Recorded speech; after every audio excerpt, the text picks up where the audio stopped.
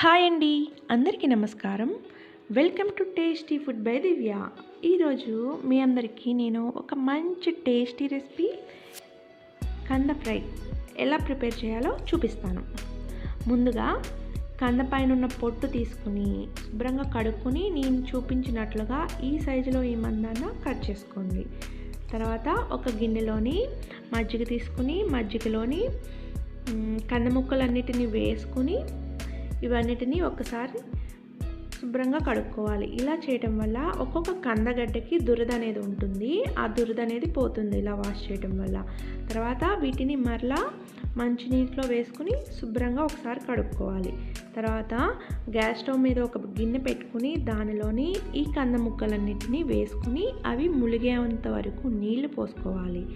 తర్వాత ఈ కంద ముక్కలకి రుచికి సరిపడా ఉప్పు, పసుపు, కారము అండ్ అలానే అల్లం వెల్లుల్లిపాయ పేస్టు, కొంచెం గరం మసాలా వేసుకొని అంతా మిక్స్ అయ్యే విధంగా ఒకసారి కలుపుకోవాలి.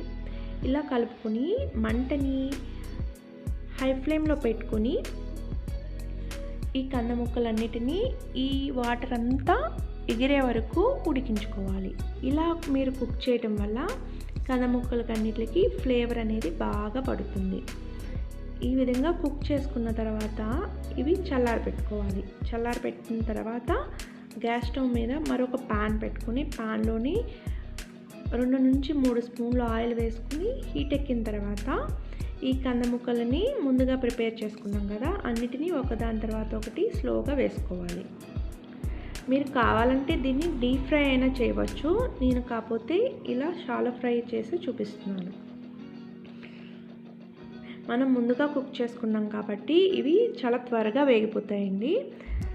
ఒక సైడ్ గోల్డెన్ కలర్ వచ్చిన తర్వాత రెండో వైపుకి తిప్పుకోవాలి. తిప్పుకొని రెండో వైపు కూడా గోల్డెన్ కలర్ వచ్చిన తర్వాత ఒకదాని తర్వాత ఒకటిని స్లోగా తీసేసుకోవాలి.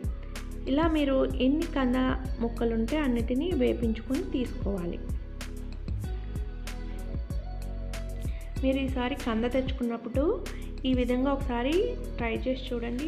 మనం ఎప్పుడూ చేసుకునే ఫ్రైలా కాకుండా డిఫరెంట్ అయిన టేస్ట్తో మీకు చాలా బాగా నచ్చుతుంది.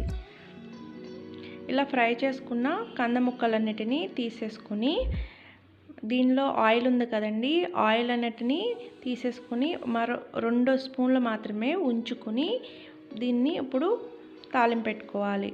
ముందుగా దంచుకున్న వెల్లుల్లిపాయ రెప్పలు, కరివేపాకు వేసుకుని వేపించుకోవాలి.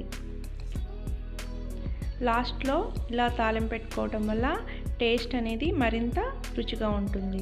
ఇప్పుడు దీనిలోని కారము, కొంచెం గరం మసాలా వేసుకుని ఒకసారి అంతా మిక్స్ చేసుకుని ముందుగా ప్రిపేర్ చేసి పెట్టుకున్న కంద ముక్కలను వేసుకుని అంతా ఫ్రై చేసుకోవాలి. మీరు కనుక నా ఛానల్ని ఫస్ట్ టైం చూసినట్లయితే సబ్స్క్రైబ్ చేసుకోండి. నా వీడియోస్ కనుక మీకు నచ్చినట్లయితే లైక్ చేయండి, షేర్ చేయండి, కామెంట్ చేయండి.